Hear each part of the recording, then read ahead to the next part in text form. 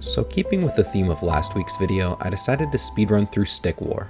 Stick War is just a game where you use your stickmen to fight other stickmen and destroy their base. So with that, we're going to begin the campaign and start our speedrun. As soon as we load into level 1, the game tries to give us this little tutorial, but I already know how to play, so I just skip it. After that, we start spamming as many swordsmen as we can buy, and then take control of one and just start rushing the enemy's base. Halfway there, we end up running into a few archers, but they don't really pose any problems. We just run behind them and then give them a good whack and they go down. After running some more, we finally make it to their base, and I start giving it a good few whacks, but end up getting killed. As you could probably expect, this wasn't supposed to happen, but I didn't realize until now that I didn't send my army. See, you can use these buttons up here to control your army, and I had them on defend instead of attacking, so we lose a bit of time here, but we take control of another guy and send our whole army forward, and we take out their base. Yeah, it's kinda hard to lose when I have like 6 guys attacking their base all at once. So anyway, after beating that level, we get some upgrade points, and we can decide what we want to upgrade. I decide on the speed boost so that my troops can run a bit faster so that we can rush the enemy quicker. And speaking of rushing, in level 2 we're not going to be doing any of that because it is a survival level. That just means that the enemy's supposed to send waves of enemies and we just have to defend our base from them. And if we can hold out until the sun sets, then we win the level. This is another pretty simple level. I actually take control of the miner this time so that I can get some resources quicker. The reason you take control of your units normally is because they have extra health and extra damage, so it makes sense to use them. For the miners, this helps because you can mine a lot quicker with them and get money quicker, so it's helpful. The key to winning this level is just to spam swordsmen, and there's really nothing the enemy can do about it. After a few waves of attacks, I've built up over like 10 of my reserves of troops, so I just send them to the enemy because there's nothing really to do. I'm getting bored over here. And once we make it to where the enemy's base is supposed to be, the stickmen just start attacking the air for some reason. I don't know why.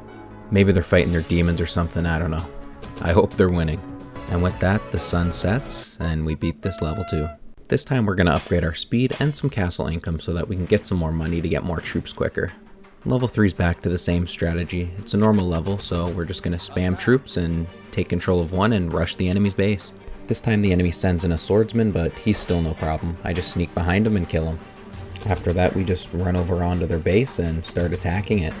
Unfortunately for us though, right before we can fully destroy it, the enemy sends out like 15 of these swordsman guys, so we all end up dying.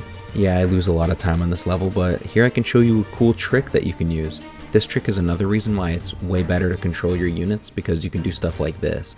The enemy's AI is kind of crappy, so you can end up just running by them and they completely forget you exist, and you're pretty much like Bo Jackson in Tecmo Bowl.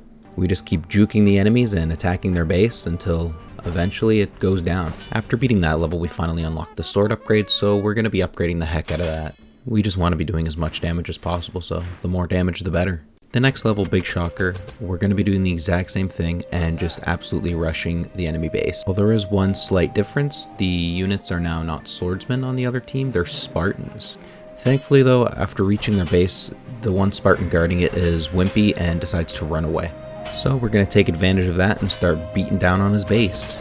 And unfortunately, the rest of his friends don't like that, so once we get it to about half HP, they come out and kill all my friends. But that's no problem because I can just juke them out and start attacking their base slowly and surely destroying it. After that, I go ahead and upgrade my sword all the way and get a little bit more income, so you can never have too much money. This next level is another one of those survival levels where we have to survive until nightfall. It's pretty straightforward like the other one. We're just going to take control of this miner so that we can get a bunch of money really quickly, and then we're going to just spam build a bunch of swordsmen and have them defend our base. This time though, it seems that the enemies forgot that they're supposed to send waves, so I ended up getting the max amount of troops I can get, and there was no enemies. So because of that, I got bored and wanted to attack them, so I sent my army towards them instead. And seeing as I have a fully upgraded sword and the max amount of troops, all these enemies went down. Yeah, there was no way I was losing this. After surviving till nightfall, we decided to upgrade our pickaxe next so that our miners can get us some money quicker. Money is pretty important because it determines how many troops I can get, and I want a lot. Anyway, the next level we go on to is another normal level, thankfully. Although not much of it changes. We yet again just spam a bunch of troops and try and rush their base. It's really not that hard of a game. Of course, after I say that, we run into our first and only problem of the game, I'd say. That being these wizard guys, because they end up stunning your troops so that they can't attack and they just kind of get killed. Usually it's not a problem, but for my first attempt I got pretty bad RNG and they just stun locked all of my troops and all of them ended up dying. Yeah, it could have gone better, I'll be honest. But I'm not one to give up, so I run it back and do the exact same strategy without any difference, and it works. Yeah, I just got bad RNG the first time. It kind of sucks, but it happens. After destroying this enemy's base, we get more upgrade points, so we decide to upgrade the pickaxe and the bag. This is going to allow our miners to hold more gold at one time so that they can keep mining and getting me money. For this next level, we're going to, again, just keep spamming a bunch of swordsmen and rush the enemy base because it's the one thing that works in this game. I do truly say that this one method is completely broken. But yeah, with that, we're just going to run over here and try and destroy the enemy base, and hopefully this archer doesn't kill us. We have like 3 guys though, so I'm not too worried, but once we get it to halfway, they're going to send in a lot more enemies and it's going to get a lot harder. That's okay though, because once all the guys come out, I'm going to take control of this guy and start juking them out and try and deal damage to their base while my other troops distract them. And this managed to work pretty well because after juking them a few times and slowly whittling away at their base, it gets destroyed. After doing that, we're going to go here and upgrade our bag to max capacity so that we can hold more gold. But enough of that, because we're moving on to the next level. In this level, we're actually going to switch up the speedrun strat and not just rush into the enemy base for once. Nah, I'm just kidding. That's the only thing we're going to do. I'm just rushing and attacking and killing these stick guys. Yeah, this speedrun is super straightforward, and honestly that's why I love it, because it doesn't require a lot of skill or thinking, you just kinda attack them. And thankfully this level is honestly one of my quickest, because these Spartan guys just aren't very good. My team does a good job of distracting them while I destroy the tower. It's a pretty good strategy. After destroying their base, I make the final upgrade, that being our income, and it's the last upgrade we really have to make all game because none of the upgrades really matter. But with that, we're on to the next level, and we are yet again taking control of this guy and running immediately to the enemy base. Interestingly enough, this time though, they have a new enemy and it's this giant guy, but we can completely ignore him because he doesn't want to attack me. So I'm just going to keep spamming swordsmen to try and help me out and kill that giant. Unfortunately, I don't realize until a little later that I haven't set my units to attack, so all they're doing is sitting at my base right now. And that's not really going to help me here while I'm attacking their base. Eventually though, I get their base down enough that they spawn in another giant, and after fighting him for a while, he kills me. And when I move back over to see where all my troops are, I realize that I never set them to attack. So I do that, and we completely destroy their base.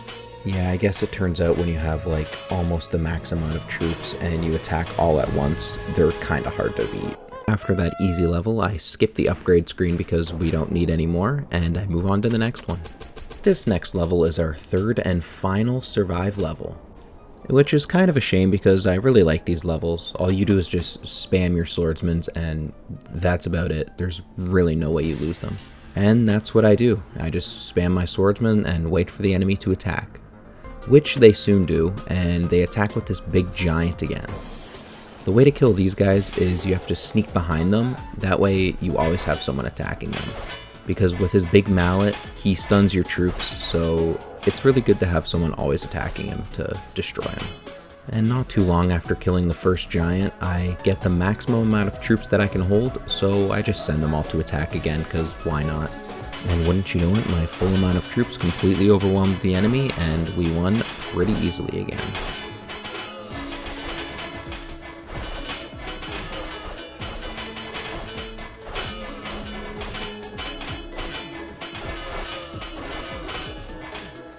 After surviving the previous level, we move on to the second last one in the snowy mountains. Although the location may have changed, the strategy has not, and I yet again take control of a swordsman and just completely go on my own and attack their base. Just pretend I didn't die right here. This didn't happen. This time is a little easier because these guys decided to run away for some reason, so I got a lot of shots in there. And by then my reinforcements arrived and they were able to distract them a little bit. Although these guys are pretty strong, so they kinda killed me. But that's okay because I take control of this guy and my other army arrives and we manage to take out most of the defenses.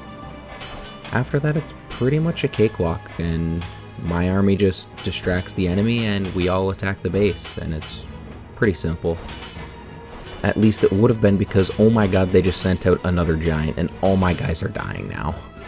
I take some time to build up a little army because it's going to be a while before the giant gets to my base. And eventually we go to attack him. And after a long grueling battle of just trying to stay behind the giant, we finally take him down and then just rush their base again, and we manage to destroy it pretty easily. And with that, we're going to move on to the final level of the game. This may be the last level, but our strategy still has not changed, and it's just not going to. I'm going to take control of our first swordsman here and start running to the enemy base and take out these archers and swordsmen as best as I can, and at least try and buy time for my other troops to arrive.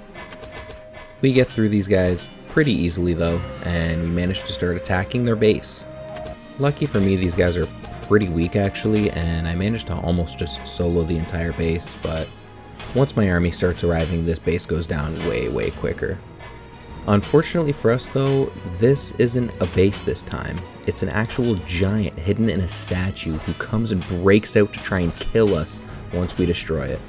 Yeah, it's the only level with a second phase, but I think it's a pretty cool boss fight and I thoroughly enjoy it. But at this point we already have overwhelming numbers and we treat it like any normal giant. You just want to stay behind him and attack him as much as you possibly can, and he goes down pretty much with relative ease. And with that, the speedrun is finally over, and we managed to beat the game in a time of 24 minutes and 51 seconds. And looking at the leaderboard, that puts me at 29th in the world, which is pretty bad, but hey, at least I'm not last. Anyway guys, thank you all for watching. If you liked, leave a like, subscribe even, comment, I don't know, but thanks for watching.